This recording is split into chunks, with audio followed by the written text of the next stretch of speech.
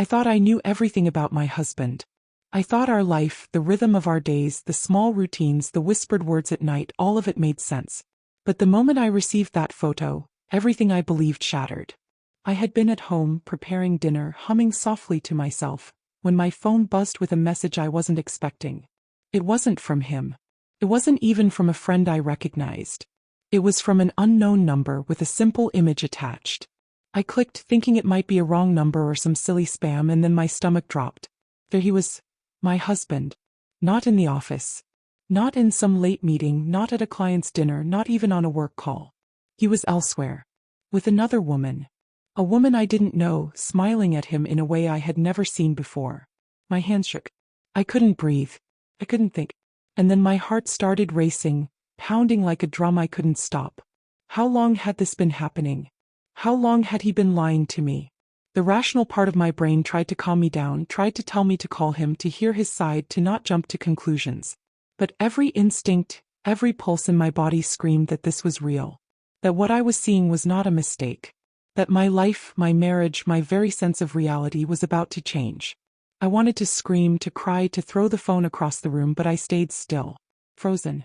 And then, almost like a knife twisting deeper, a second message came, just a text this time, simple words. Don't look at your phone while I'm home. Just trust me. I felt the blood drain from my face.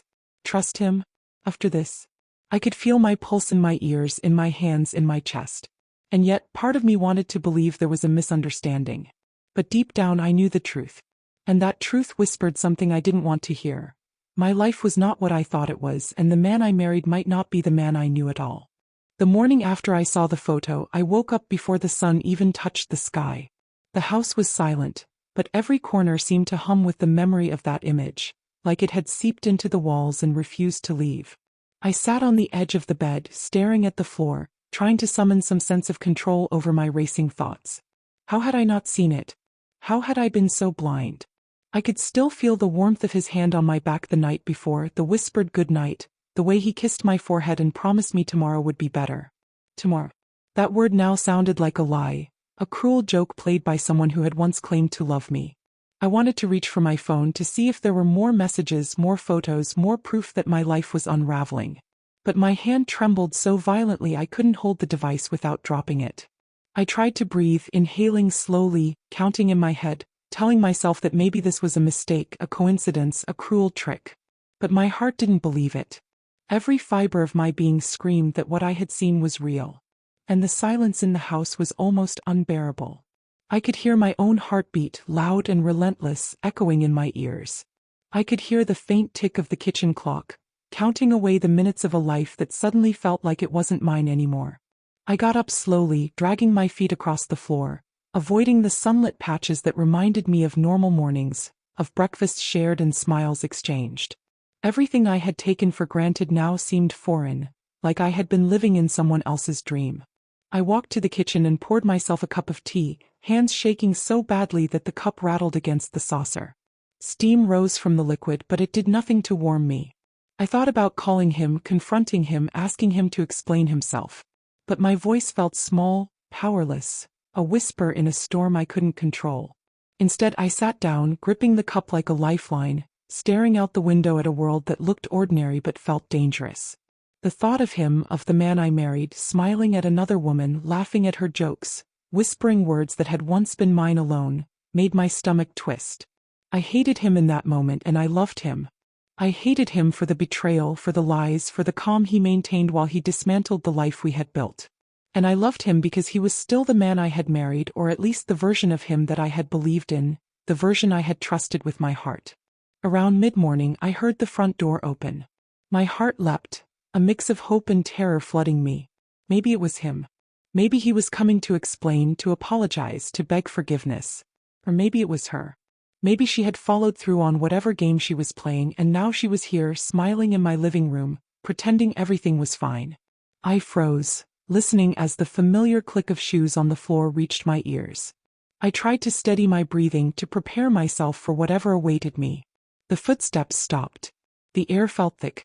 I didn't move, didn't breathe, waiting for the sound of a familiar voice, waiting for something that would tell me which reality I was facing. Then I heard him. My husband. his voice calm and casual as if nothing had happened. "Good morning," he said. My body stiffened. The anger surged again, hot and electric, ready to explode. I wanted to shout, to demand answers, to pull him into the middle of the room and make him look me in the eyes while I tore through the lies. But I stayed seated, gripping the edge of the table, my knuckles white, my mind racing. He didn't notice. He sat down opposite me, smiling, sipping his coffee, acting as if nothing had occurred. "You look tired," he said. "Rough night?" I kept my eyes on him, watching every movement, every flicker of expression. I wanted to believe the calmness was a shield, a way to protect me from the truth. But I knew better. I could see it in the way his hands hesitated, the way his eyes flicked briefly toward the phone I had left charging on the counter, the same phone that still displayed the photo. He knew I had seen it, and yet he pretended ignorance. My voice was steady, quiet, but each word was sharp with contained fury. "Where were you last night?" His smile faltered just slightly, the briefest crack in the mask he wore. "Work," he said without hesitation. "Late meeting." I stared at him. Every instinct screamed at me that it was a lie. I wanted to throw the photo at him, to make him see the evidence, to make him face what I knew. But I didn't. Instead, I asked another question, slow, deliberate, meant to pierce the calm he projected. "With her?" His hands froze mid-sip, coffee trembling slightly. He looked at me then, eyes widening, realizing I had seen more than I was admitting. A tension filled the room, thick and suffocating, a storm waiting to break. He opened his mouth, closed it, searched for words that wouldn't come. I watched him, every flicker of expression, every hesitation, every small guilty twitch. I could feel the rage building inside me, tempered only by a strange, cold clarity. I needed to think, to plan, to prepare. I couldn't let this destroy me entirely. But then he spoke. His voice, low, calm, almost soothing, tried to cover the tremor in his hands. "It's complicated," he said. I narrowed my eyes. "Complicated doesn't explain the photo." He leaned back slightly, running a hand through his hair. He sighed, a sound that carried defeat and fear. "I never meant for you to find out this way," he admitted. My stomach twisted. Every word he spoke confirmed what I had feared, but hearing it, having it acknowledged, hurt like fire. "Then tell me," I said, my voice firmer, colder now. "Tell me everything." He paused, and for a long moment, the only sound was the ticking of the clock on the wall, each second slicing through my chest. Then he began to speak, and every word felt like a dagger. Secrets, lies, betrayals, and explanations that only seemed to make it worse. I realized then that the life I thought I knew, the man I thought I trusted, had never truly been mine. The pieces of our marriage, our days, our history together were slipping through my fingers like sand. I didn't know whether to cry, to scream, or to vanish entirely. But one thing became clear. I couldn't stay passive. Something had to be done. I needed answers. And I needed to see her. The woman in the photo. The one who had shattered my reality with a simple smile, a simple glance, and the knowledge that she had been living a lie alongside me, mocking me in the quietest, most devastating way. As I watched him sit there, trying to explain, trying to justify, I felt a storm rise inside me. And in that moment I knew one thing. My life would never be the same again, and whatever steps I took next would decide everything. The next day I didn't sleep.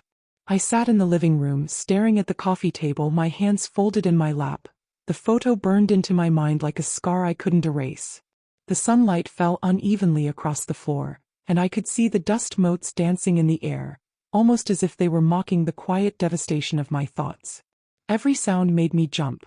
The creak of the floorboards, the faint whistle of the kettle, the distant hum of traffic outside. But nothing shook me as much as the memory of him with that other woman. I replayed it in my head over and over, trying to make sense of it, trying to convince myself it could be something else. Some misunderstanding, some cruel coincidence, some trick of the camera angle. But the truth kept settling like a weight in my chest. This wasn't coincidence. This wasn't a joke. This wasn't a fleeting mistake. This was deliberate. And it had been happening while I trusted him, while I believed in us, while I thought we were building a life together. I could feel the anger simmering beneath the surface, mingled with grief and disbelief. A cocktail so sharp it almost made my head spin. I wanted to call her, confront her, demand answers. But I didn't know who she was, and the thought of facing her directly terrified me. What if she was more dangerous than she looked? What if she had been planning this, setting traps, weaving a web I couldn't see until I was caught in it? And what about him? How long had he been lying? How long had he been keeping secrets that could destroy us both? My son's life felt suddenly distant, and I realized it wasn't just my marriage that had shifted, it was the foundation of the world I thought I knew. Around mid-morning the phone buzzed again. Another unknown number. My heart jumped. I stared at the screen, hands trembling. I almost didn't answer, afraid of confirming my fears. But something compelled me, a need to face the truth head-on, to demand to know everything I hadn't been told. I picked it up and saw a single line of text. Meet me at the café. 2 p.m. No explanation, no name, just the words and a location that was halfway across town. My mind raced. Was it him? Was it her? What if it was a trap? What if this person knew more than I could handle? I considered ignoring it, pretending it didn't exist. But a part of me, the part that refused to be passive, the part that had survived every storm and betrayal I had faced before, told me to go. I had to know. I had to see. I had to understand. So I prepared. I put on my coat, smoothed my hair, and forced myself to breathe in steady, controlled measures. Every instinct screamed that I was about to step into dangerous territory, but I didn't care. I had to see the person who had upended my life. The café was small, tucked between a bakery and a bookstore, a little place I had passed hundreds of times without ever noticing. But today it was the center of my universe. I walked in slowly, scanning every table, every face, every movement. And then I saw him. Or rather, I saw them. Him. And her. Sitting at a corner table, heads close together, speaking in whispers I couldn't hear. She looked different up close, still smiling, still graceful, still confident. But the closeness, the intimacy, the casual way he touched her hand made my stomach twist. I wanted to turn away, to run, to escape, but my legs froze. My eyes didn't leave them. I wanted evidence. I wanted proof. I wanted to see them with my own eyes, not just on a phone screen. And then it happened. She glanced up and caught me looking. For a moment, time froze. Her eyes widened just slightly and I saw a flicker of recognition, maybe fear, maybe amusement. She didn't say anything, just tilted her head, that same smile curling on her lips. My husband noticed too, and the color drained from his face. I realized then that he hadn't expected me to come. He hadn't prepared for me to know. And that realization cut deeper than the photo ever had. They both got up quickly, gathering their things, and I followed, careful to remain unseen. My mind raced. Every step I took was calculated. I needed answers, but I didn't want to start a scene. I wanted to observe, to understand, to know what I was really up against. We left the cafe and started walking down a side street, still talking in hushed tones. The closer I got, the clearer the details became. Her hand brushed his as they moved, casual touches that spoke of familiarity, of comfort, of betrayal. I felt a wave of nausea and fury all at once. I could feel my pulse in my throat, my hands clenching into fists at my sides. And then, just when I thought I had processed enough, she stopped. She turned her head slightly, just enough for me to catch the look she gave him. A look that said everything I didn't want to hear. Possession. Control. Satisfaction. I wanted to step forward, scream, demand an explanation, but I didn't. I stayed in the shadows watching. My heart was racing so fast I could hear it in my ears. And then he said something. Just a few words, quiet, almost casual, but they hit me like a thunderclap. Are you sure she hasn't noticed yet? My hands went cold. My stomach sank. She nodded slowly, eyes meeting his.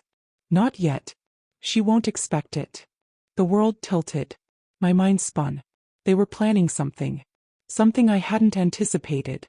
Something that had nothing to do with casual affairs, nothing to do with temporary lapses in judgment.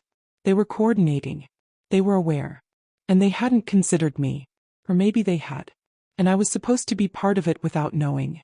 Every instinct screamed at me to run, to hide, to disappear before they realized I had seen them. But I stayed. I had to know. I had to understand. I had to prepare. As I watched, they moved toward a car parked at the curb, exchanging words and gestures that made my stomach knot tighter. And then suddenly she turned toward the street, scanning the sidewalk. My heart froze. Did she see me? Had they noticed I was following? I ducked behind a lamppost, holding my breath, counting silently. My hands were shaking, my chest tight, every nerve ending alive with fear and anticipation. And then, after what felt like an eternity, the car drove off, leaving me standing in the empty street, trembling, heart racing, mind reeling. I realized then that this was bigger than I thought. Bigger than betrayal, bigger than lies, bigger than an affair. They had a plan. And somehow I was in the center of it. I didn't know what it was yet, but I knew I had to act. I had to move. I had to stay one step ahead if I wanted to protect myself, my heart, my life. And in that moment, I promised myself something I had never done before. I would uncover every detail, every secret, every hidden truth. No matter how dark, no matter how dangerous. Because the woman in that photo, the man I had trusted, had underestimated me. And I wasn't going to let them win. The day after I followed them, I barely slept. My mind was a storm, twisting over every detail I had witnessed, every glance, every whispered word. I kept replaying the moment she looked toward the street, the subtle tension between them as they got into the car, the way my husband's hand brushed hers. It was all deliberate. Every small movement, every casual smile. Nothing was accidental. I walked around the house in a daze, trying to gather some sense of normalcy, but it was impossible. The coffee I brewed sat untouched, cooling quickly in its cup, steam curling lazily into the air, reminding me of how ordinary life seemed, while mine had been completely upended. I remembered the first years of our marriage when life had felt simple, uncomplicated, full of quiet joy. Those memories felt like they belonged to someone else, a version of me that no longer existed. Now everything was filtered through suspicion and dread. I had always been a careful observer of people, noting small gestures, subtle expressions, hidden meanings. And now my skills were honed in the harshest of schools: betrayal, lies, and deceit. I couldn't ignore the fact that I had been blindsided. The very person I trusted most in the world, my husband, had deceived me with precision, with a sense of cunning that was terrifying in its elegance. I decided I needed to know more. I needed concrete proof. I needed to see the full picture of what I was up against. I had spent months building a life of trust and quiet domesticity, and now it was crumbling around me. I couldn't allow myself to fall into despair. That wasn't who I was. I had faced challenges before, hardships that had tested the limits of my endurance, but I had survived.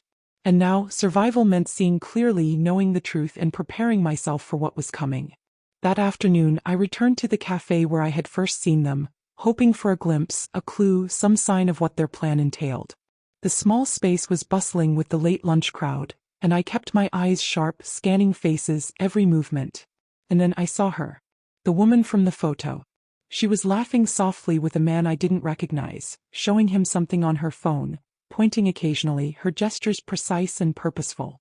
I stayed hidden, observing from a corner, a mug of tea warming my hands. I realized something crucial. She was more than just a casual companion. She was orchestrating something, planning with precision. And my husband was involved. I felt a cold rage, but I tempered it with clarity. I couldn't act impulsively. I had to gather information, understand their motives, anticipate their moves. That evening, I returned home and sat by the window, the city lights shimmering in the distance, my mind replaying every detail I had observed. I couldn't confront him yet, not without knowing everything. I needed a strategy, a plan that would protect me, that would ensure I wasn't blindsided again. The next morning, I received a text. From him. My hands shook as I read it. "We need to talk. Tonight. Don't tell anyone." My pulse quickened. I could sense both danger and opportunity. He was giving me a chance, perhaps without realizing it, to demand the truth, to confront him on my terms. That night, I waited, my heart racing, the house silent except for the hum of the refrigerator and the faint tick of the wall clock.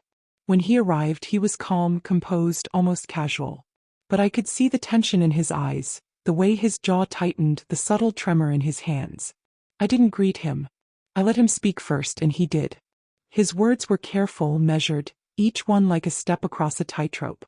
He tried to explain, to justify, to appeal to my sense of reason. But I wasn't listening. I was observing. Every twitch of his mouth, every flicker of his eyes, every hesitation, every sigh. They told me more than his words ever could. And then, just as he seemed to believe he had regained some ground, I dropped the bomb. I asked him a question he wasn't prepared for. "Who is she?" He froze. I could see him calculating, trying to find a lie, a story, a distraction. But I didn't flinch. I pressed further, my voice steady, unwavering. "Don't lie to me. I saw her. I followed you. I know more than you think. The tension in the room was palpable, a taut wire stretched so thin it could snap at any moment. His eyes darted, his face paled, and he realized the game had changed. I wasn't a passive observer anymore. I was active. And now he had to respond. Finally he spoke, his voice low, reluctant, filled with a strange mixture of fear and resignation. It's not what you think. I narrowed my eyes, refusing to allow him to manipulate me with his words. Then explain it. No. The silence stretched. Long, heavy, suffocating. I could feel the weight of my own power, the clarity that came from seeing the truth unfold. And then, in the faintest whisper, he said something that made my stomach drop and my heart seize. He's planning something. Something big. And you're part of it whether you know it or not. I didn't sleep that night. Every time I closed my eyes, the image burned itself into my mind again. My husband sitting comfortably in a dim restaurant, leaning close to a woman whose smile wasn't innocent. A woman who clearly knew him. A woman who clearly felt safe with him. And the worst part wasn't the picture itself. It was the caption the sender added afterwards. He does this every Thursday. By morning, something inside me had shifted. Not broke. Not shattered. Just changed. I finally understood that the truth wasn't going to reveal itself politely. If I wanted answers, I had to pull them out myself. So I got dressed, grabbed his extra phone, the one he thought I didn't know about, and left the house while he was still snoring. I sat in my car for almost 30 minutes, staring at the dark screen, feeling my heartbeat in my fingertips. Should I do this? Should I cross that line? Should I open the last door he kept locked from me? My hand was shaking when I turned the phone on. New messages flooded the screen. Numbers I didn't recognize. Names he never mentioned. Conversations long enough to make my throat dry. But one chat, one single thread, caught my eye immediately. The woman from the restaurant. I tapped it. And the first message I saw wasn't what I expected. It wasn't flirty. It wasn't romantic. It wasn't intimate. It was worse. Much worse. We need to tell her. She deserves to know the truth. My stomach dropped. The next message. You can't hide this from her forever. I scrolled. My husband replied. Not yet. She won't handle it well. I need more time. My breath grew shallow. Handle what? What truth? What was so big, so dangerous, so life-changing that they were talking in riddles around it? I kept scrolling until my vision blurred, but the messages told me nothing clearly. Just hints. Warnings. Secrets tied in knots. But one thing became clear. This wasn't about cheating. This was something else. Something deeper.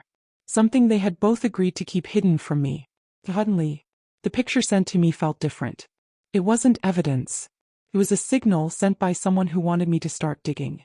Someone who knew I wasn't supposed to be left in the dark anymore. By afternoon, I made a decision that scared me. I drove to the restaurant. I needed to find the waitress who accidentally took that photo. I needed to find any staff who might have seen them before. I needed to know what really happened there every Thursday. But when I walked in, the place wasn't open for lunch. It was quiet. Closed. Chairs upside down. Lights off. Except for one person behind the counter. The same woman from the photo. She looked at me like she had been expecting me for weeks. And before I could speak, she whispered, "You finally came." My blood ran cold. How do you know who I am?" I whispered. She came closer, her expression heavy with something between pity and urgency. "Because your husband told us we should be ready for the day you discover everything." I stepped back. "What are you talking about? What did he hide from me?" He hesitated, looked at the door, then leaned in. "I can't say it here. If he finds out I spoke to you, it will destroy everything he's been trying to protect." My breath caught. This wasn't what I expected. This wasn't infidelity. This wasn't betrayal. This was fear. Real fear. "Please," I whispered. "Tell me the truth." He swallowed. "You need to meet me tonight. 8 p.m. Not here. Somewhere private. Because once you know, nothing about your marriage, your family, or your life will ever feel the same again." I stood frozen. She walked past me, opened the door, and before leaving said, "Bring courage. You'll need it." My knees weakened. Because I knew that once I stepped into that meeting, I wasn't just uncovering a secret. I was walking into a completely different version of my life. One I never knew existed.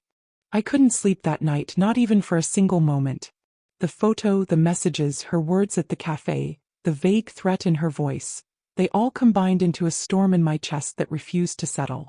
Every time I closed my eyes, I saw the woman again, leaning slightly over my husband, smiling at him the way only someone who had shared secret, forbidden moments could. I remembered the way he had looked back at her, the subtle twitch of his fingers as if counting something hidden, the warmth in his expression that I hadn't seen in years directed toward someone else. And now she was standing somewhere in the city, waiting for me to follow the path that he had set for me, the path I had no choice but to walk. By mid-morning, I found myself standing outside the small café where we had met before. The street was unusually quiet for this time of day, the air sharp and cold, carrying with it the faint smell of baking bread from a nearby bakery. I could feel the nerves in my stomach knotting tighter with every passing minute, the anticipation mixed with terror and a strange, reluctant excitement. I took a deep breath and walked inside. The cafe was empty except for the barista cleaning the counter, who barely glanced at me. I moved cautiously, my shoes echoing softly against the floor, and found the corner where we had spoken before. The seat was empty, but the air felt heavy, charged, as if something significant was about to happen. Then I saw her. The woman from the photo. She was sitting there alone, hands wrapped around a mug of coffee, her eyes fixed on the cup but sharp, calculating, aware. When she looked up and saw me, there was no fear, no shock, only a quiet, knowing smile. My pulse jumped. I froze for a moment, unsure whether to approach or flee, and then something inside me clicked. I had come this far. I wasn't going to turn back now. I walked toward her slowly, every step deliberate, watching her expression change subtly as I closed the distance. She gestured toward the empty chair across from her. I sat, hands folded in my lap, my heart racing, trying to steady my breathing. The silence stretched between us, filled only with the distant hum of the cafe and the faint clinking of cups. Finally she spoke, her voice calm, deliberate, almost hypnotic. "I'm glad you came," she said. I swallowed hard, my throat dry. Why? Why him? Why my husband? What is this?" She tilted her head slightly, studying me as if weighing how much to reveal. "It's not what you think," she said softly. I clenched my fist. "It's never what it seems," I said back, my voice firmer than I expected. Her eyes flickered with something like admiration or maybe curiosity. "You're stronger than I expected," she said. Most women would have broken the moment they saw the photo. I felt a surge of anger, a hot, bitter flame rising in my chest. "You don't get to tell me how I react," I said sharply. "You were with him. You lied to me. You lied to my family, my friends, even my children. What part of that makes you think you have any right to judge me?" She sighed, leaning back in her chair, her gaze calm but piercing. "I didn't lie to hurt you," she said. "I lied to protect you." Her words froze me. "Protect me? From what?" I whispered, my voice trembling despite my attempt to stay composed. She paused, studying my face, and then spoke carefully, like each word was a fragile piece of glass she didn't want to shatter. "From knowing too much too soon. From realizing that the world you think you live in isn't the one you actually inhabit. That nothing, not your marriage, not your life, not even the love you think surrounds you, is exactly as it appears." My mind spun. "I don't understand," I said, clutching my mug as if it were a lifeline. "Then let me explain," she said, her voice dropping lower, urgent now, almost a whisper. "Your husband has been involved in something far bigger than infidelity. Something that started long before he met you, long before he promised you forever. And it's coming to a point where it can no longer be hidden. Not from you, not from anyone." I felt my stomach churn. Something bigger? What could possibly justify this? What could possibly make him risk everything, betray me, betray our family, for whatever this is? Her gaze softened, but the tension in her eyes didn't leave. "It's not about you personally," she said. "It's about survival. Protection. And yes, love, but not in the way you think. He wanted to protect you, but he couldn't involve you without risking your life." The words hit me like a blow. I wanted to scream, to demand answers, to shake the truth out of her, but I stayed still, listening. "My life," I repeated, disbelief and fear mixing in my chest. "Yes," she said. "He's been trying to keep you safe from people and forces that you've never seen, things you wouldn't believe until you were standing in the middle of them. That photo, that woman, they're part of it. and he didn't want you involved until the time was right. I felt my hands shake violently, my mind spinning, trying to process the impossible. So, everything I felt? Every lie I thought I uncovered? None of it mattered. She leaned closer, her eyes locking with mine. It mattered. Everything you feel, everything you've suffered is real. But it's only part of the story. And now, the story is about to become more dangerous. I swallowed hard, trying to steady myself. More dangerous? How? She looked around the cafe nervously, then back at me, her voice dropping to a near whisper. Because someone knows you've been paying attention. Someone knows you've started asking questions. And they won't hesitate to act if they think you're a threat. My chest tightened. I could feel a cold, creeping fear settle over me, but alongside it was a fierce, burning determination. I had come too far, discovered too much to retreat now. What do I need to do? I asked, my voice steady despite the fear clawing at me. She studied me for a long moment, then nodded slightly. You need to trust me. You need to follow my instructions exactly. And you need to be prepared to confront truths that will shake everything you thought you knew about the man you married, your family, and the life you've lived. I felt a chill run down my spine. And then she handed me an envelope. It was heavy, thick, and sealed with a wax emblem I didn't recognize. My hands trembled as I took it. This contains the first piece of what you need to know, she said. Read it tonight. And then, be ready to move. Because after that, there will be no turning back. I looked at her, trying to read the emotion in her face, trying to guess if this was a test, a trap, or a lifeline. She didn't give me any more information. She simply rose from the chair, slipped out of the cafe, and left me sitting there with the envelope, my heart hammering in my chest. I didn't open it right away. I couldn't. My hands were shaking too much. My mind was spinning too fast. I stared at it for what felt like hours, considering my next move, the consequences, the risks. I realized then that nothing about my life would ever be the same again. Every choice I made from this moment on would define whether I survived, whether I uncovered the truth, or whether I lost everything. And as I finally took a deep breath, steadying my shaking hands, I realized one undeniable truth. I was no longer a bystander. I was active. I was aware. And I was about to step into a world that had been hidden from me my entire life. A world of secrets, lies, danger, and truth, all waiting inside that envelope. The night I opened the envelope, the world felt like it had tilted on its axis. I sat at the kitchen table, the single overhead light casting a harsh glow on the papers inside. The wax seal had been broken, and the first thing I noticed was the precision of the writing, the meticulous care in every line. Whoever had prepared this wanted it to be received, to be understood, to be obeyed. I took a deep breath, steadying myself, my fingers trembling slightly as I began to read. Each sentence revealed a new layer of the life I thought I knew. My husband, the man I had loved, trusted, and built a home with, was not the person I thought he was. The words described clandestine meetings, hidden alliances, and a web of secrets stretching back years before I had even met him. I could feel the weight of each revelation pressing down on me, a mixture of fear, disbelief, and the sharp clarity that comes when lies finally unravel. But the part that made my stomach churn, the part that made me want to scream and cry at once, was the list of names. People connected to him, to her, to the mysterious woman from the cafe, each playing a role in a complex game of power, manipulation, and hidden agendas. And in bold at the bottom of one page was a single chilling instruction. You are next. Be ready. My hands shook. I had no idea what that meant, but instinctively I knew it was serious. I looked around my quiet kitchen, the walls familiar yet suddenly alien, and felt a deep, creeping fear settle over me. This wasn't just about betrayal, infidelity, or lies anymore. This was about survival. I realized that for the first time in years, my life was in immediate danger. My husband's actions, the woman from the cafe, the photo, the messages, they were all pieces of a puzzle I hadn't yet begun to comprehend. And the envelope had thrown me into the center of it. The rest of the night passed in a blur.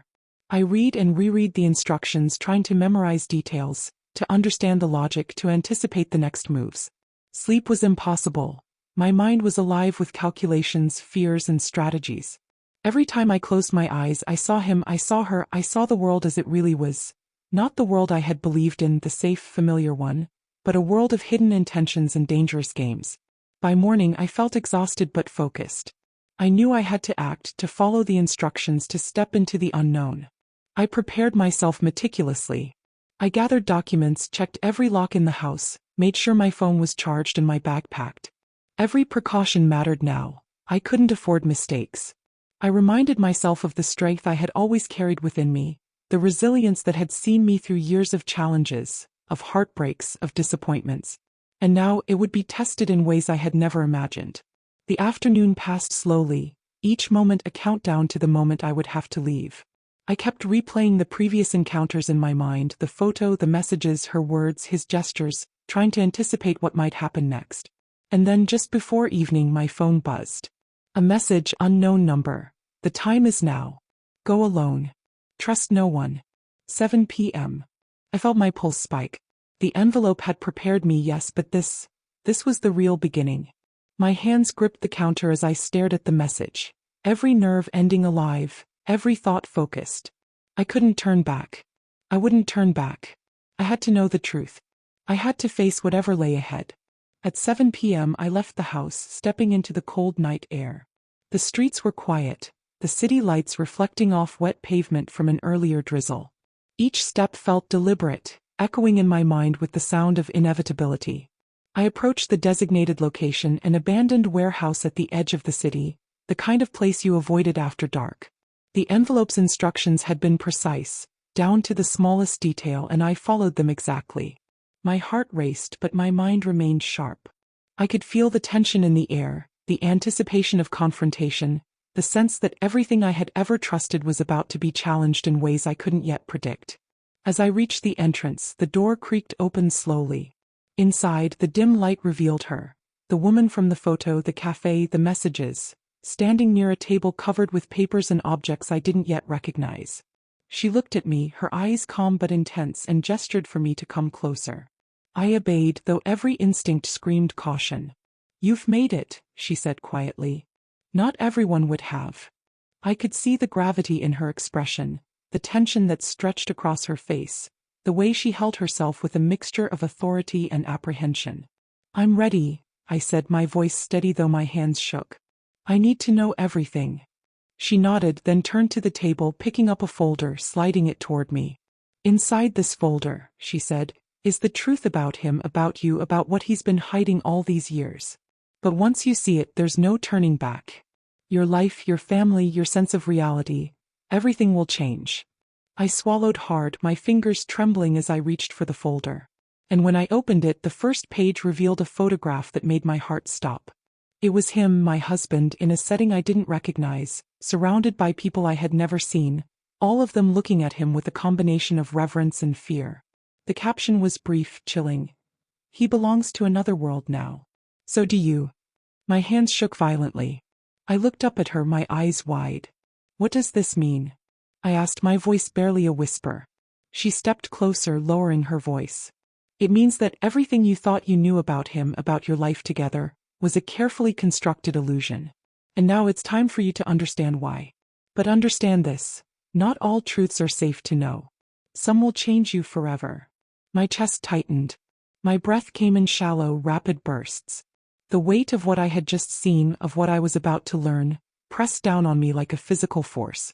And in that moment, I realized with stark clarity that the world I had known, the life I had built, the trust one had placed in him were all gone. Replaced by a reality so complex, so dangerous, that I could neither ignore it nor retreat.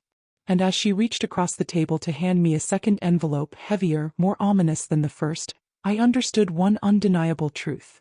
My journey into the heart of deception, danger, and revelation was only beginning. The secrets I was about to uncover would not just expose the man I had loved. They would reveal a world I had never imagined. And I was already in it,